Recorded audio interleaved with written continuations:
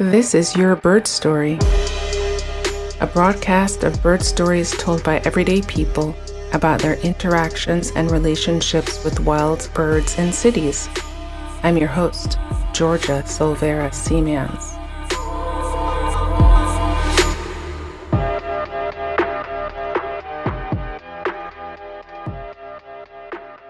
To celebrate 2 years of Your Bird Story, we selected a few of our favorite segments to close out Season 2.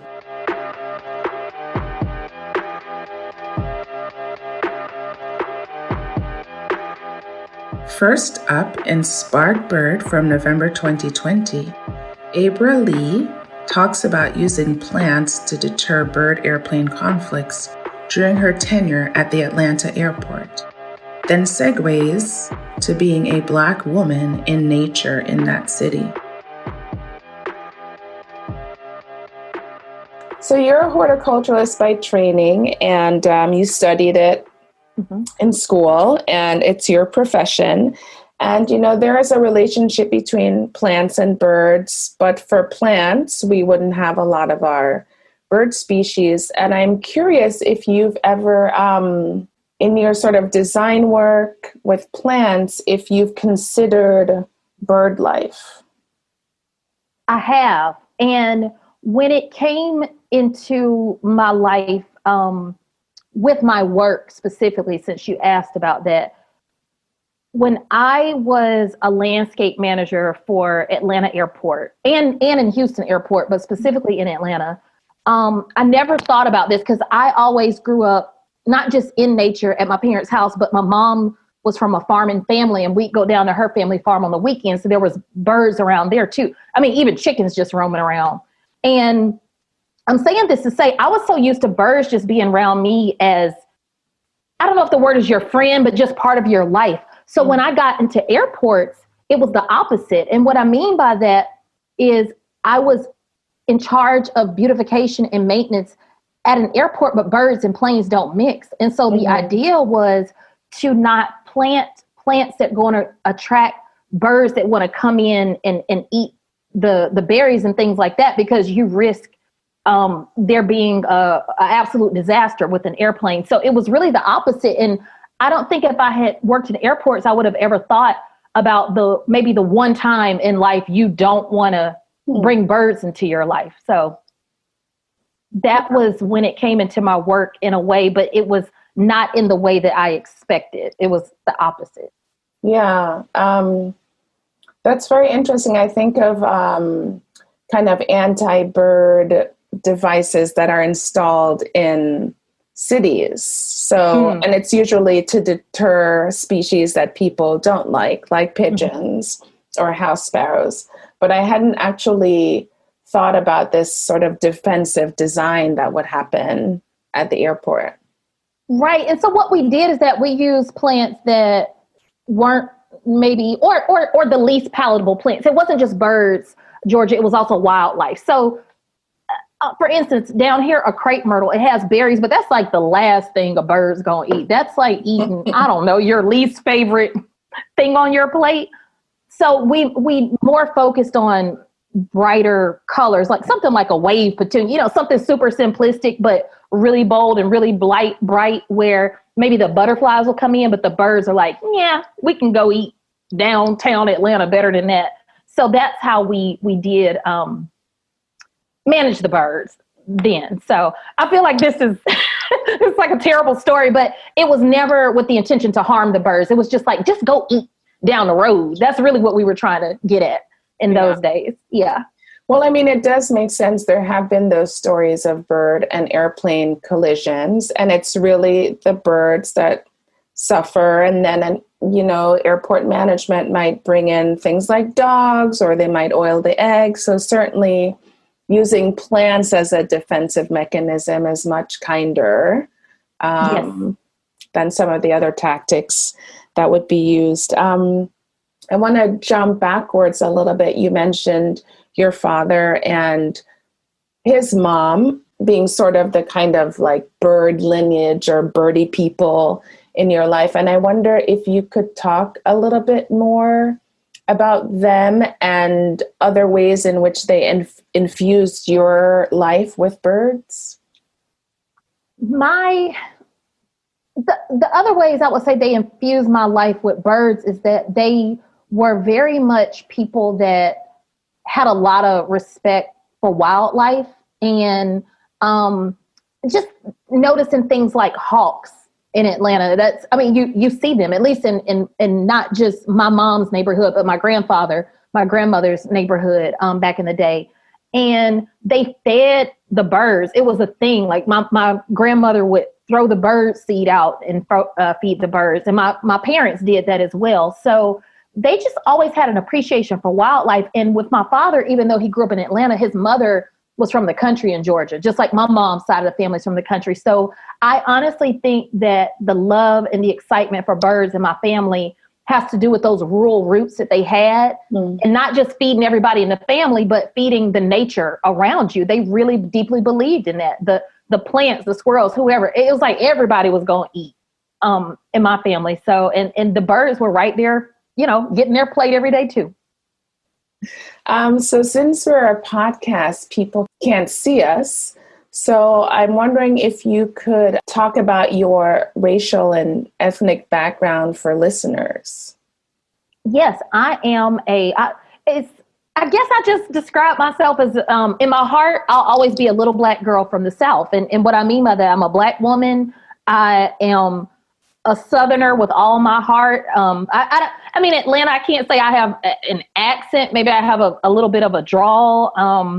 As complicated as the South is, and their role in American history, I do love it. It's like a big dysfunctional family down here. And I have moved away. I've moved to Texas. I've lived in Pennsylvania. I always somehow return. I can't say I'll be here forever, but it is in my heart. And I just appreciate even just the songbirds down here. They wake you up in the morning. I have absolutely been waking up in the country by the rooster, how they be like, oh, that's real, so, and I'm not saying that doesn't happen in the Midwest or in other countries, but those are things that I feel like I relate to down here. And even just hearing the owls at night, I remember those things, and those are things I actually still hear in the city because, as you said, your listeners can't see me, but Atlanta is still a city in the forest, and it's a lot of tree canopy here.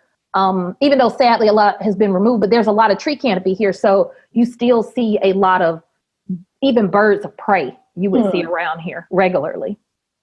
Yeah, your story of, your grandparents' generation, and you're out in the countryside, their love of nature.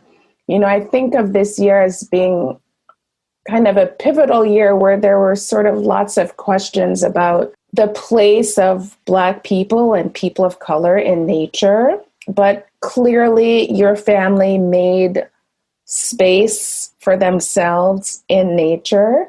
And I'd love if you could just sort of talk about how the events of this year, how they, for lack of a better word, color you're thinking about your self as a Black woman in natural spaces. That's something no one's ever asked me. And the way I think of myself in natural spaces is it's honestly second nature to me. And I say that again, you talked about explaining to your listeners where I am. I am in Atlanta. Atlanta to this day is still a city that's 50% Black, just 50% Black. And then there's white, Latino, Asian, all these other things. So when I'm in parks and when I'm in my parents' neighborhood, and it's not just their sole neighborhood, it's the neighborhoods next to theirs with trees and birds, I see people that look like me. And it's never honestly occurred to me the experience that we've seen go across the world where I see this level of racism. And of course I encounter racism in Georgia. Let me be very clear. And in the South, however, seeing Black people in nature to me is also very normal. It's honestly not abnormal for me to see that. I don't feel like I don't see Black people on hikes here or Black people, walking their dogs or feeding the bird, because you see that's a normal thing. So I think that what we see go on this year is honestly people reacting to things that they're not used to seeing. And I think that it should be normalized that, yeah, Black people do grow up around birds. We absolutely do. And we do it, I would say, in droves down here in a real way. And that's my normal. So I think that it's something that people just, they need to be conscious that it's not a niche space for certain people. And I'm saying that in air quotes, your listeners can't see that. It really is for everyone. And we should all have access to that.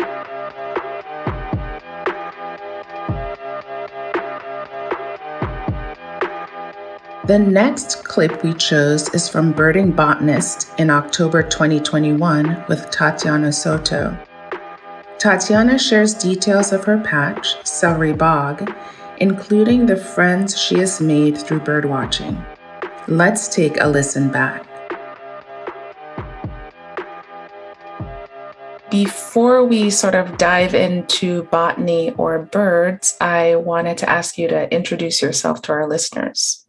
Yeah, sure. My name's Tatiana. I am a master's student at Purdue University, researching mating system evolution. I'm originally from California, and I have been birding for about a year now. Okay. And now I know the answer to which came first, botany or birds. Yeah. So I started being interested in botany like my first year of undergrad. So I got into my undergrad thinking that I was going to do political science because I didn't know that botany was, a career path that I could take. And then I went to some seminar that was for extra credit or something that was in our biology department. And then I reached out to that professor, and then that's kind of how it all started, my research in plants and stuff. That's been about 5 to 6 years, whereas birding is much shorter. I think in December will be my 1 year anniversary of birding. Okay.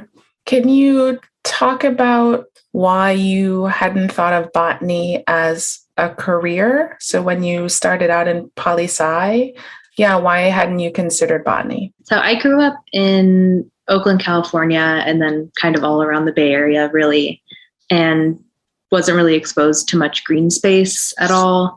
In middle school and stuff, we had biology and science classes and stuff like that, but they weren't super interactive or really, I think they focused way more on human side of biology rather than plants. And so even in school, I didn't really get introduced into that until maybe an environmental science class my senior year of high school. And so I just didn't even know, I knew about park rangers and stuff like that. So when I went to Yosemite for the first time, about a month before I went to my undergrad, I fell in love with the meadows and how just quiet everything was. There weren't any car sounds or freeway sounds or anything like that. And so, I just fell in love with natural spaces and got very lucky that, my undergrad actually did have a ecology concentration in biology, because it actually allowed me to go into where I am now. But I definitely was I am still very, very passionate about politics and stuff. And especially in 2016, that's when I really thought that I wanted to do poli-sci, but my career took a little bit of a different turn back then. Yeah. And in terms, and still sticking with the plants for a little bit, what's your favorite plant? And then is it the same plant that you study? It's a plant that I studied. So right now I'm working with 2 very, very cool species. I think that I have more of a tie to my undergrad research plants or species because they're more local to where I live. And I spent, several years with them and did my thesis on them and have a paper coming out soon about them. And so it's Streptanthus glandulosus secundus. It's the one-sided jewel flower. It's really pretty. It's most of their flowers stay to one side of the stem. And it only exists in one county, Marin County, which is north of San Francisco, in these very, very small, patchily distributed populations. And it's in serpentine endemic, which makes it even cooler. So it's adapted to these really toxic soils that are stressful, but they've evolved to adapt to heavy metal concentrations and stuff like that. So I think that it's such a cool example of a very, very rare species that has this really cool adaptation that has been persisting in these small populations for thousands and thousands of years. And so that's your favorite plant, and it's one that you studied. And in your current work, you've moved on to a new species? Yeah. So I currently work with two, they're called wild petunias, but they're not technically petunias. So they're in the Roelia genus. And one's a prairie species. I had never, been to prairies or seen tall grass prairies. And so, I did really, really enjoy like sunflowers and coneflowers. They're very cool for their mating system evolution. The three that I worked on in undergrad are very, very near and dear to my heart. Yeah, I do like the jewel weeds that are out here, out in New York. They're so beautiful, and I guess they've peaked already now that it's late September. But it's a real highlight in the summer. Yeah, no, those are really pretty. They have the same mating system as the ones that I'm studying, so I really enjoy them, yeah. So what sparked your interest in bird watching?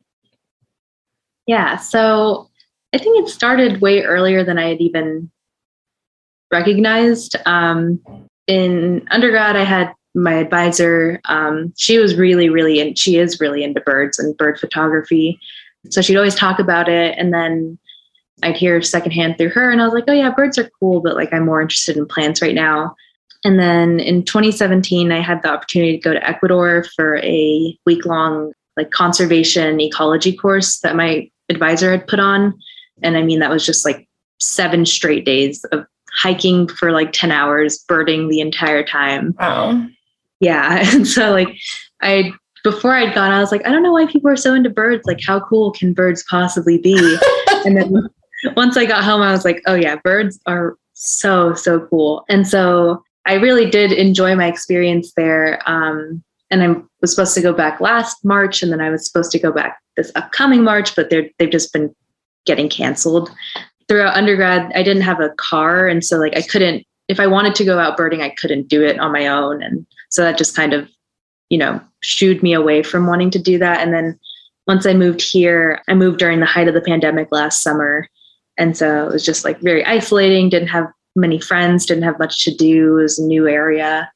And my current advisor had told me about the sandhill crane migration, which there's a really large preserve about an hour north of here. And he told me to go check it out. And so I did.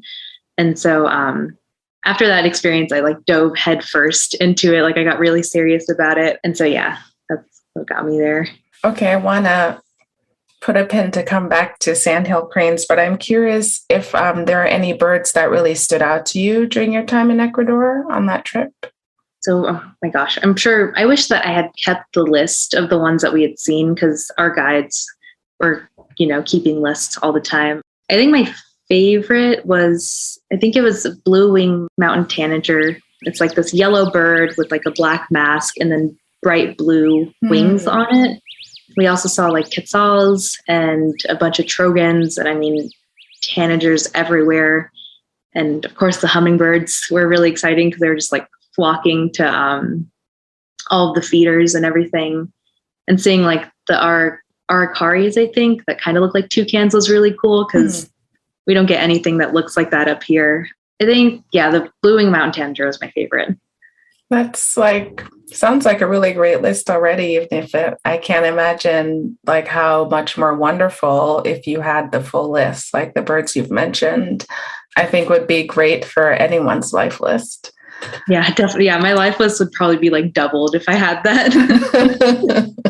So was there something specific or several things? What was it about seeing the sandhill cranes that made you dive headfirst into birding? Yeah, so when my professor had told me about going to see them, he said you can either see them at dusk or dawn. And I don't like waking up super, super early. And it was winter, so the sun rose a little bit earlier and set way earlier. So I went around sunset, and he said around 4 p.m. they'll start coming out and then flying around. And I was like, oh, I don't know if that will actually happen, but let's see.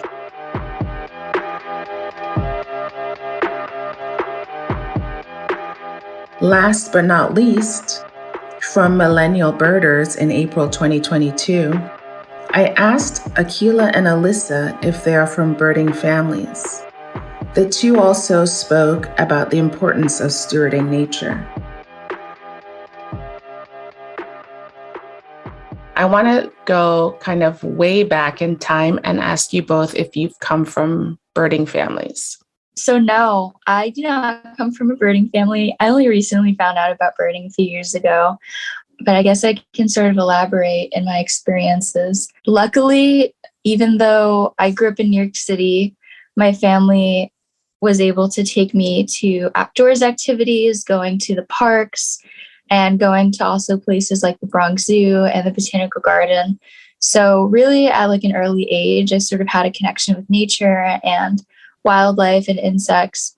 And so my parents were able to support that by going outside and really helping sort of foster that connection. So I was really happy to do that. And then sort of later in life, that's when I really got into birds. And when I actually found out we had birds here in New York City.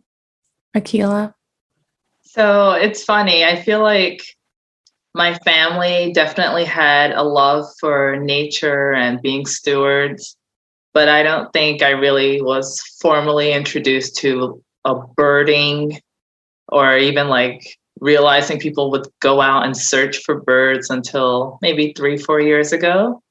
But I was just looking at photos of myself and some of my family members, including my grandma, sailing on the Clearwater for one of their Young Women at the Helm programs when I was just a little girl. And I'm like, that I think, it started from when I was young. And so my family was always encouraging us to explore and do things outside in nature, whether it's, agricultural programs or working with zoos. So I feel like I've always had a connection, but didn't realize there was a word called birding. Akila, you used the word steward, and I'm curious if you could talk about that word choice in describing your relationship to the outdoors. Yeah, definitely. I think realizing that we play a role not only in impacting our environment in maybe harmful ways, but we can change that and really help our environment to improve it as well as improve our own lives. So whether that's in our communities, in our local gardens, rain gardens, local parks, building these green spaces out for us to enjoy. Yeah, I think for folks who don't follow either of these two people online, they should. And, Akila, your point about ameliorating our environments to make them positive spaces for non-human species reminds me of some of the online advocacy work that Alyssa has been doing around birding ethics. And I'm wondering, Alyssa, if you could talk or tell listeners about why that is such a strong part of your birder identity. That's really interesting. I'm not sure if I've fully analyzed why I've been so drawn to speaking out about it. But I guess maybe just to rewind a little bit, before I was even a birder, before I even started my master's degree, I was actually looking into a career as an environmental lawyer. So I've always been just passionate about sort of speaking out about things that are happening, particularly when it comes to the environment, for people who are seeking environmental justice or for wildlife spaces that are being polluted wrongfully. And so maybe it was just sort of a natural inclination with my personality and just finding birding and realizing that although we all love this wonderful hobby of birding, that there are people who either A, don't fully know exactly what the right ways to treat wildlife are or to exist in nature, or B, sort of don't have really the right intentions all the time when they go out birding. And so they can often push the limits a little too far, getting too close to a bird or intentionally flushing. And I've noticed that a lot of the times it's really people who are sort of seeking a particular photo or a particular moment, or chasing a rare species that these things happen. So I've definitely, I feel, gone through a very long journey of sort of understanding the whole topic and fully like sort of coming to grasp with my emotions when I talk about it, because I do get so passionate about birding ethics, and I don't want to scare people off and get people upset unnecessarily, because I don't think that really serves any purpose. So when I understood, it's really not necessary, or it doesn't really serve a goal to constantly be getting upset about things that I hear on the news and hearing about people mistreating wildlife, I sort of then thought all right, well, what are some ways that I can actually talk about this in a way that people are getting educated and can actually do something about it. So I was really happy when all the people on my account were so wonderful and supportive. And I think majority of the people who follow me understand that wildlife is here as we are able to enjoy the hobby of birding, but we really should be respecting wildlife first and foremost. And since people have been appreciative and understanding the things that I say, it sort of definitely inspired me to keep going, because I do see that, the birds need our help in every way possible. So overall, it's just really, really gratifying for me. Thank you for that. You started out the response by saying you hadn't necessarily given it a lot of thought, but maybe subconsciously you've been thinking about it, because that was a deeply thoughtful response to the question. So thank you.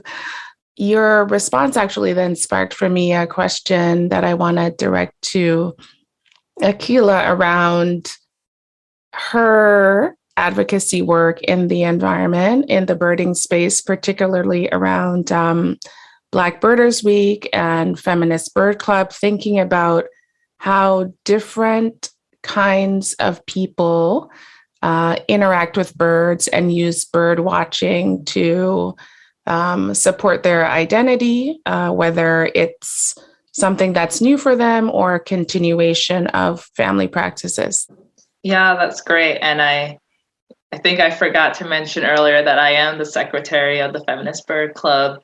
And so we really work to have these inclusive birding spaces where we're all, enjoying the birds, but also enjoying our time amongst each other while birding. And so approaching birding in many different ways, whether we're, sitting and watching birds that come to a feeder, or observing them, listening, because there are many different ways to observe the birds. I feel like there's that typical, you're going out to chase something, or you have to achieve this goal of a number of species seen, or this rare thing, when it's trying to just create this space where we all enjoy these birds. And that's what brings us together. And then also having these inclusive spaces for people who are not commonly represented in some of the other birding groups. So, when I first started birding, I was with Audubon, New York, and I was birding for, children. I was showing them the birds of Central Park, and the way we would approach that, to me, was such a fun way of birding. It was one of the first ways I was introduced to birding. And when I first started birding with predominantly adult groups, I was like, oh, this is different. And sometimes it becomes a competition or a contest of who can name the most, or who can identify it the fastest. If a bird is flying by, who saw it first? And, it's I want everyone to enjoy that moment that we saw or heard or observed a bird, and taking in all of this beautiful behaviors and feeding methods. It's just so much to take in. Why take it down to just, I saw it, or I saw it first, Mm-hmm. And then with Black Birders Week, just seeing the movement online and connecting with a lot of different Black birders across the US and even the world, and seeing that there's more of us out there. So that was amazing.